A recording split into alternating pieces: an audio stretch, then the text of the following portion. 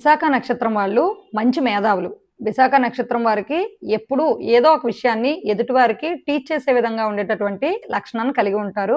విశాఖ నక్షత్రం వాళ్ళు ఆర్థికంగా కూడా బలంగా ఉంటారు. మీది కూడా విశాఖ నక్షత్రం అయితే కిందన కామెంట్స్‌లో విశాఖ నక్షత్రం అని టైప్ చేసి పంపించండి. తరువాత సీరీస్‌లో భాగంగా విశాఖ నక్షత్రం వారికి సూచించబడే అనారోగ్య సమస్యలు కూడా వీడియోస్ రూపంలో అందించబడతాయి. ఇప్పుడు నక్షత్ర సీరీస్‌లో భాగంగా విశాఖ నక్షత్రం వారి యొక్క లక్షణాలు ఏ విధంగా ఉంటాయి అనే విషయాన్ని చూద్దాము.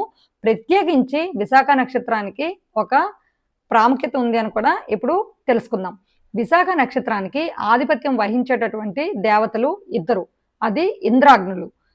ఇంద్రుడు ఎప్పుడు అధికారాన్ని సూచించేటటువంటి దేవత అయితే, అగ్నిదేవుడు ఇద్దరి మధ్య రాయబారం చేస్తూ, అంటే భగవంతుడికి మనం సమర్పించేటటువంటి హవిస్సుని హోమగుండంలో అగ్నిదేవుడు స్వీకరించి భగవంతుడికి చేర్చి భగవంతుడి నుంచి మనకి చక్కటి బ్లెస్సింగ్స్ అందించేటటువంటి మెసెంజర్గా అగ్నిదేవుణ్ణి మనం ఎప్పుడూ కూడా చూస్తాం.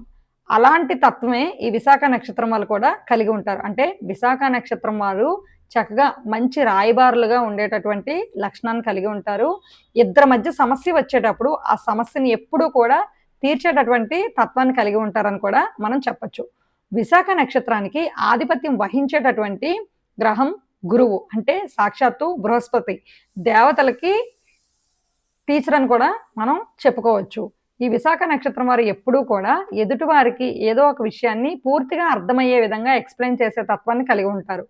ఇంట్లో పెద్దలకి ఏ విధంగా గౌరవం ఇవ్వాలి, మన మతాలను ఏ విధంగా గౌరవించాలి, మన సంస్కృతిని మనం ఏ విధంగా పాటించాలి అనే విషయాన్ని కూడా ఇంట్లో వారికి బయట వారికి చక్కగా వివరించే తత్వాన్ని ఈ విశాఖ నక్షత్రం వాళ్ళు కలిగి ఉంటారు. చాలా వరకు టీచింగు, బ్యాంకింగు, ఫైనాన్స్ సెక్టర్లో కూడా ఈ విశాఖ నక్షత్రం వారు ఉండేటటువంటి అవకాశం మనకి కనిపిస్తుంది. విశాఖ నక్షత్రం వాళ్ళు ఎప్పుడూ కూడా ఆధ్యాత్మికంగా ఉండి భగవంతుడిపై నమ్మకాన్ని పెట్టి వీరి యొక్క ప్రయత్నాలు వీరు చేస్తూ ఉంటారు. ఎప్పుడు ఎనర్జెటిక్గా ఉంటారని కూడా చెప్పచ్చు. మీది కూడా విశాఖ నక్షత్రం అయితే కింద కామెంట్స్లో విశాఖ నక్షత్రం అని టైప్ చేసి పంపించండి.